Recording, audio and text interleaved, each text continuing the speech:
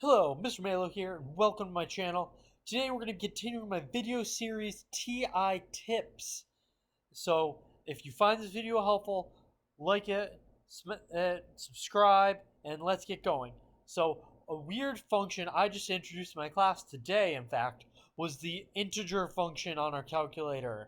And the way this function, which is denoted int of x, and it will also be like this in our calculator, is defined as this function outputs the largest integer less than or equal to the input value. So if you put in negative 2.5, negative 3 is the largest integer that's less than or equal to it.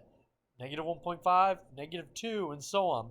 And when you end up graphing this function, you end up with a nice stepping picture like this, where the filled in dots indicate that that's what the value takes on. So saying negative 2 is the largest integer that's less than or equal to the input value.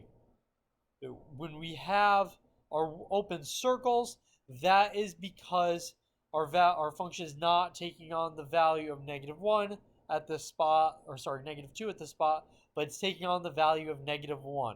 So it's a step function. So let's see how we can graph this in our calculator. So to begin, we're going to need to go to the y is equal to button, so our equation editor. And now, if we want this greatest integer function, we can go to the math button menu. And then we're going to scroll over to the number category. So I'm going to scroll to the right. And the fifth thing on our list is int. That's the function we want. So I'm just going to type 5, or you can scroll down and hit enter.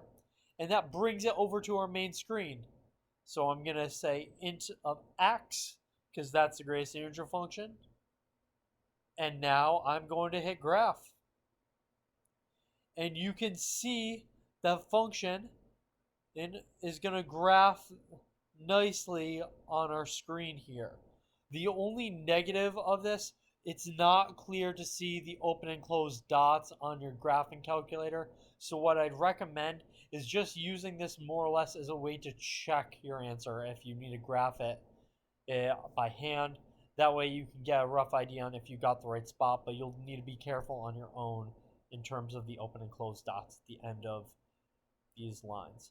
So I hope you found this video helpful, and if you did, hit the like button, check out my other videos, and have an awesome day.